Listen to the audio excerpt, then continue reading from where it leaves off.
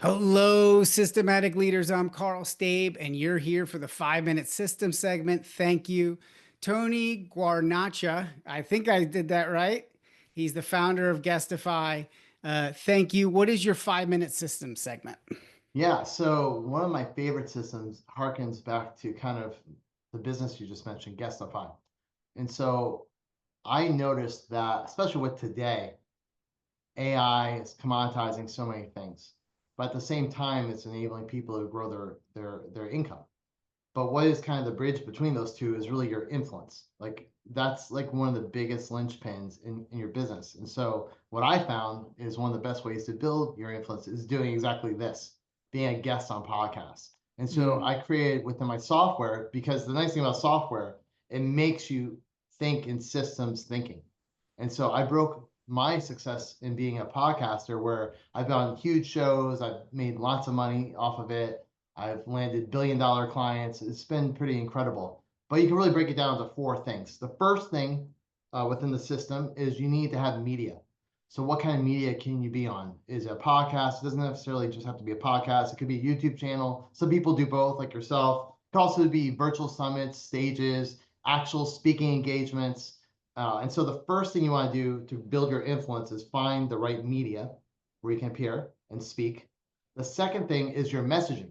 So once you find the media, what are you actually going to say once you get on there? So this could be your topics, your questions, the offer you're going to provide. Like, how are you going to communicate succinctly what you do? Once you have that done, then you want to think about, okay, how do I market this? Because, if it's just a couple of people listening, it's not going to have as much of an impact. And so how can you share this? How can you post it to your website? A lot of people forget to do that. How do you Mm. share it for to referrals? There's so many things you can do with it, but that's neglected. Most people just focus on the interview. They forget about what happens before and after. So even before interview, like for instance, today I'll probably say, hey, I just had an amazing interview with Carl. Keep an eye out for when it gets released. So little things like that make a big difference. It's a great way to show gratitude to the host. And the last part is, how do you monetize? And there's really three things you can do for that, which is kind of like a subsystem. The first one, and my favorite, is collaboration. So how can we collaborate together? Maybe you email your list and you promote my offer. It goes to a webinar and then people have an opportunity to buy. That's an example of a collaboration. It could also be a conversion, direct conversion. So people can convert directly from the show itself. That could be the listeners. It could even be the host or the guest, depending on which side of the which seat you're in. But that could be an interview opportunity. And then the last one is connection.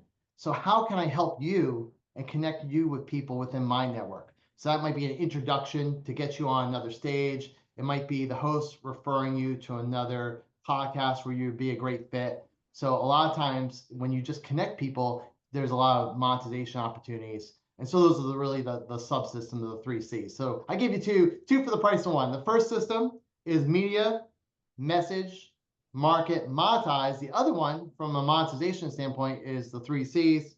How do you connect? How do you collaborate? And how do you convert?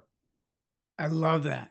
And did you struggle with marketing? Is this why you're like, okay, like I'm trying these things. It's kind of like all over the place. It seems like you said this helps you focus on just doing that next step. Is that right? Well, I wouldn't say I struggle with marketing because I'm a marketer by nature. As an example, I had a marketing agency, had a decent level of success, and I always thought I was a good marketer. But then I would see other people, other agencies that maybe didn't have half my resume. I've spent hundreds of millions of dollars with Google. I've launched YouTube ads. I've done a lot of impressive things. But sometimes I lose business to other people, or maybe not even be aware to what I would consider lesser competition. A lot of people do that. They're like, hey, how come that? I'm a better roofer than them. Why are they getting all the business? I'm a dentist. Hey, how come that dentist has 5 locations? I only have one. And it really bugged me. I was like, well, what's the one reason why that is? Like, if all things are considered, like why is one so much bigger? Why I call the market leader, and this other one isn't. It really comes down to that one thing is that influence. So that's when I became passionate about how do I grow my influence, and that's where I landed into exactly what I'm doing today.